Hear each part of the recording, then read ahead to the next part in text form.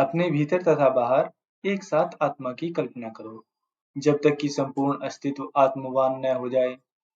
पहले तो तुम्हें समझना है कि कल्पना क्या है। आजकल बहुत ही निंदित शब्द है यह। जैसे ही कल्पना शब्द सुनते हो, तुम कहते हो यह तो व्यर्थ है। हम कुछ वास्तविकता चाहते हैं, काल्पनिक नहीं। लेकिन कल्पना तुम्हारे भीतर की एक वास्तविकता है, एक क्षमता है, एक संभावना है। तुम्हारी क्षमता एक वास्तविकता है। इस कल्पना के द्वारा तुम स्वयं को नष्ट कर सकते हो और स्वयं को निर्मित भी कर सकते हो। यह तुम पर निर्भर करता है। कल्पना बहुत शक्तिशाली क्षमता है। यह छिपी हुई शक्ति है। कल्पना क्या है? यह किसी धारणा में इतने गहरे चले जाना है कि वह धारणा ही वास्तविकता बन जाए।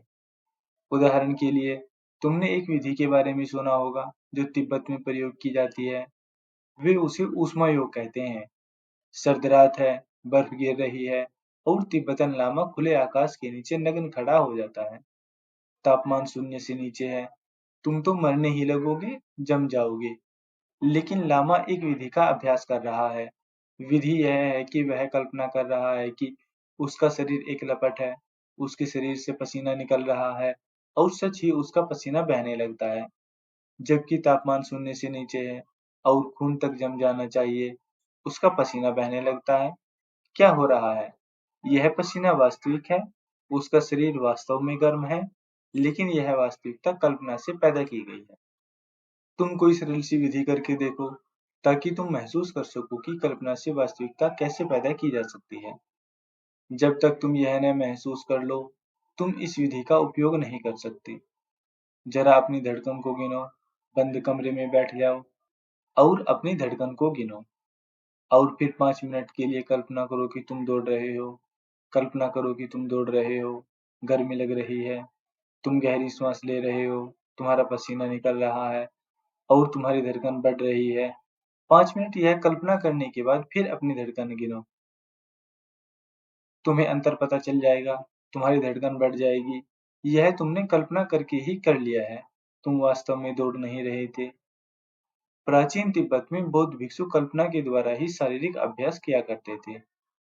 और ये विधियाँ आधुनिक मनुष्य के लिए बड़ी सहयोगी हो सकती हैं, क्योंकि सड़क पर दौड़ना अब कठिन है, दूर तक घूमने जाना कठिन है, कोई निर्जन जगह खोज पाना कठिन है।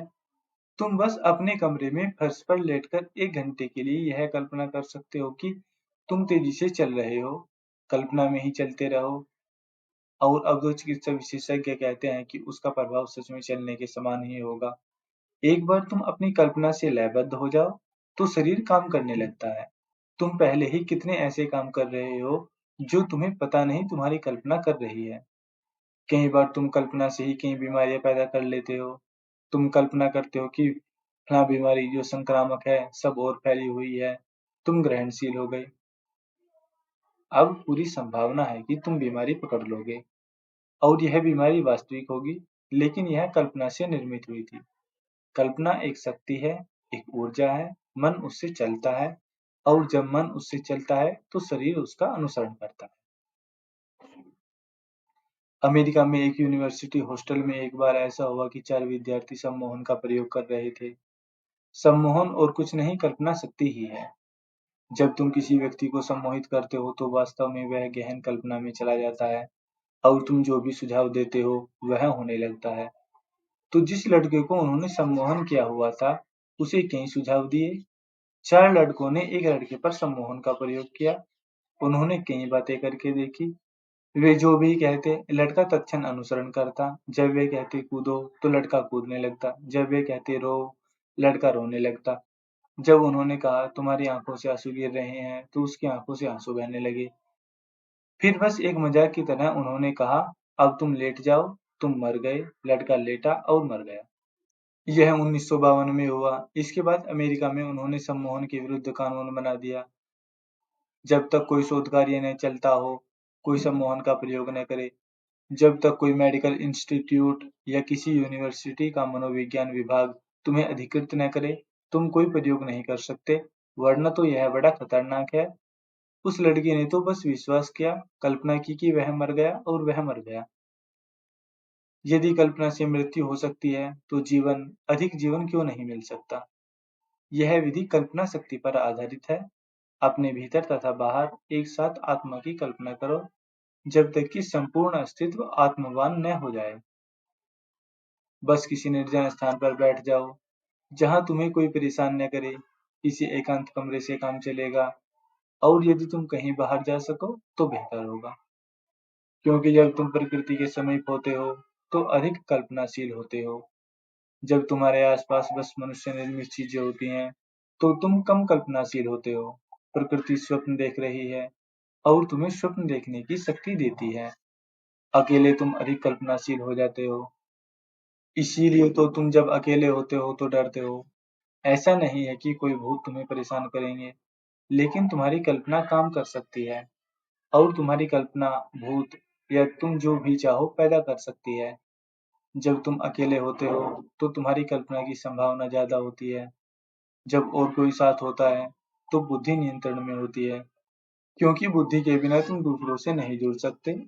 जब कोई दूसरा साथ होता है तो तुम प्राणों के गहरे कल्पनाशील तरों की ओर लौट जाते हो। जब तुम अकेले होते हो, कल्पना काम करने लगती है। इंद्रियगत संवेदनाओं के अभाव पर बहुत प्रयोग किए गए हैं। यदि किसी व्यक्ति को सभी संवेदनात्मक उत्तेजनाओं से वंचित कर दिया जाए, तुम्हें किसी साउंड प्रूफ कमरे में बंद कर दिया जाए, जिसमें कोई प्रकाश न आता हो, जिसमें दूसरे व्यक्ति से जुड़ने की कोई संभावना न हो, दीवारों पर कोई तस्वीर न हो, कुछ न हो जिससे तुम जुड़ सको, तो 1, 2 या 3 घंटे बाद तुम स्वयं से जुड़ने लगोगे। तुम कल्पनाशील हो जाओगे, तुम स्वयं से बातें करने लगोगे, तुम्हें प्रश्न पूछोगे और तुम्हें उत्तर दोगे। एकल संवाद शुरू हो जाएगा, जिसमें तुम बट जाओगे। फिर तुम अचानक कई चीजें अनुभव करने लगोगे जो तुम समझ नहीं पाओगे। तुम्हें ध्वनियां सुनाई पड़ने लगेंगी, जबकि कमरा साउंड प्रूफ है, कोई ध्वनि भीतर नहीं आ सकती। अब तुम कल्पना कर रहे हो सकता है तुम्हें सुगंध आने लगे, जबकि वहां कोई सुगंध नहीं है। अब तुम कल्पना कर रहे हो। संवेदनाओं के परिपूर्ण अभाव के 36 घंटे बाद कल्पना वास्तविक बन जाती है, वास्तविकता कल्पना लगने लगती है। यही कारण है कि पुराने दिनों में साधक पर्वतों पर निर्जन स्थान पर चले जाते थे, जहां वे वास्तविक और अवास्तविक के बीच के भेद को गिरा सकते थे। एक बार भेद गिर जाए, तो तुम्हारी कल्पना प्रबल हो जाती है। अब तुम इसका उपयोग कर सकते हो, और इसके द्वारा कुछ भी निर्मित कर सकते हो। इस विधि के लिए किसी एकांत स्थान पर बैठ जाओ। यदि आसपास प्राकृतिक स्थान हो तो अच्छा है, नहीं तो कमरे से भी काम चलेगा। फिर आंखें बंद कर लो और कल्पना करो कि तुम्हारे भीतर और बाहर एक आत्मिक शक्ति का आभास हो रहा है। तुम्हारे भीतर चेतना की एक नदी बह रही है, और वह सारे कमरे में भर रही है, फैल रही है। भीतर और बाहर तुम्हारे आसपास सब जगह शक्ति उपस्थित है, ऊर्जा उपस्थित है, और केवल मन में ही इसकी कल्पना मत करो, शरीर में भी अनुभव करना शुरू करो। तुम्हारा शरीर आंदोलित होने लगेगा। जब तुम्हें लगे कि शरीर आंदोलित होने लगा, तो उससे पता चलता है कि कल्पना ने काम करना शुरू कर दिया। अनुभव करो कि पूरा जगत धीरे-धीरे आत्मवान होता जा रहा है। सब कुछ, कमरे की दीवारें, तुम्हारे आसपास के वृक्ष, सब कुछ अभौतिक ऊर्जा रह जाती है, जिसमें कोई सीमाएं नहीं होती।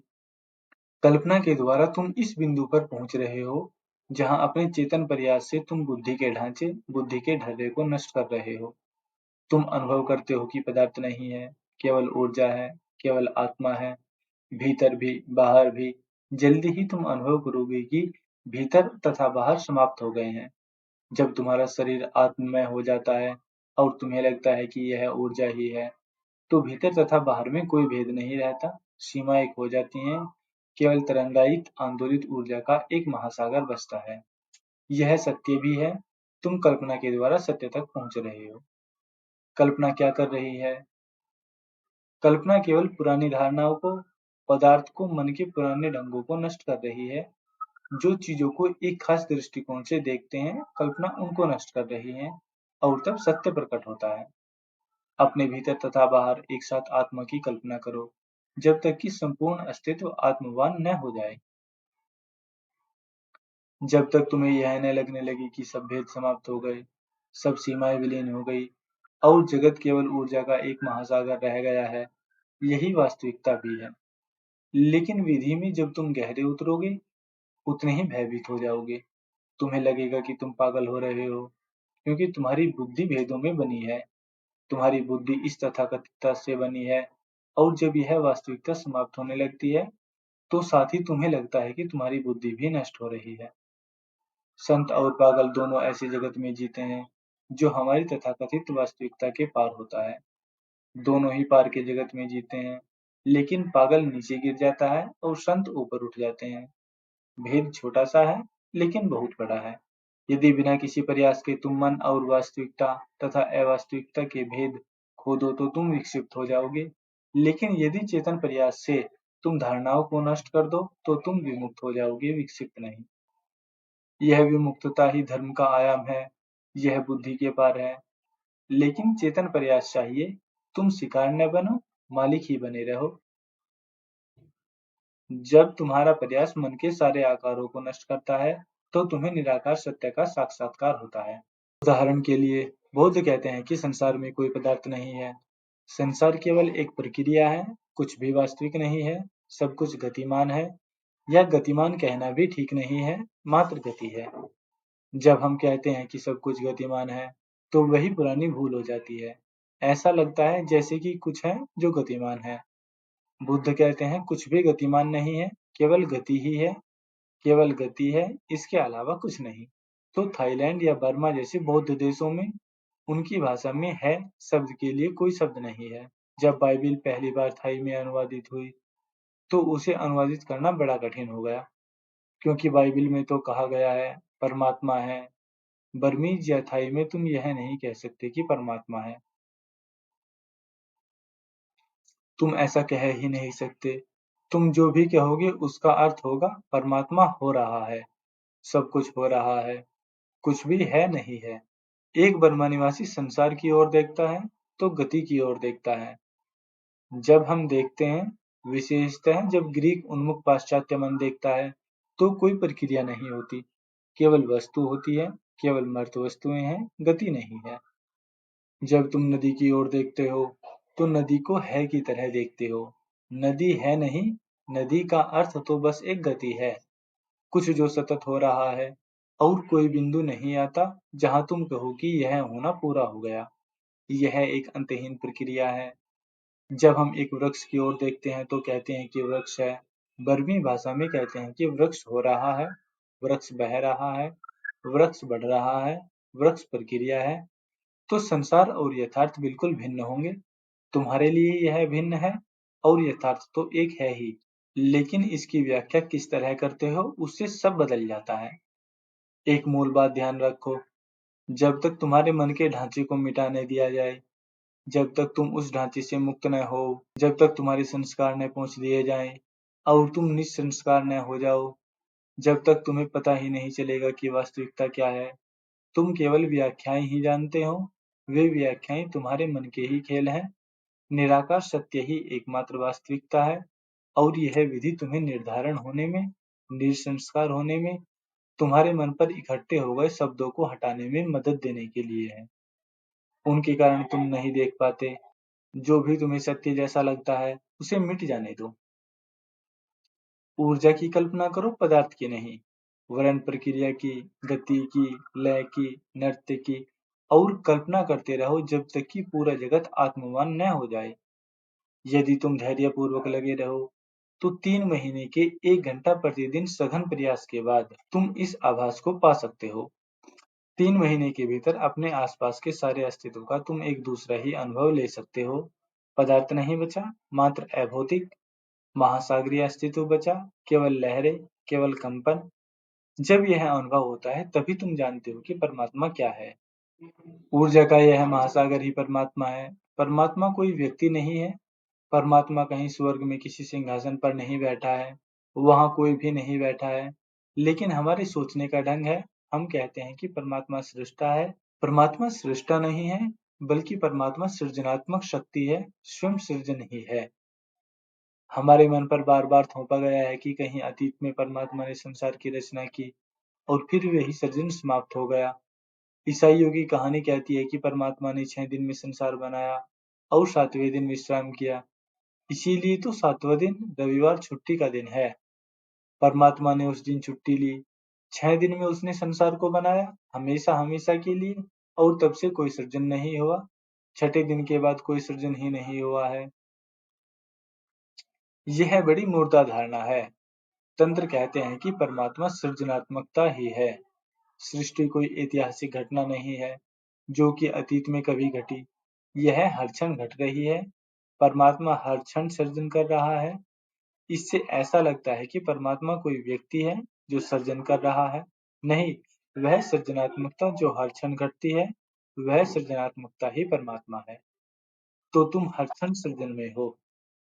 यह बड़ी जीवंत धारणा है।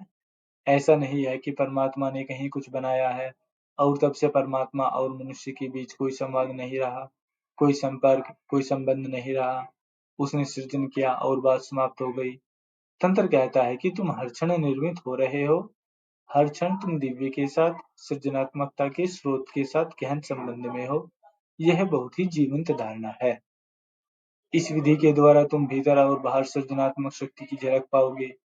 एक बार तुम सृजनात्मक शक्ति और उसके स्पर्श, उसके प्रभाव को महसूस कर लो, तो तुम बिल्कुल भिन्न हो जाओगे।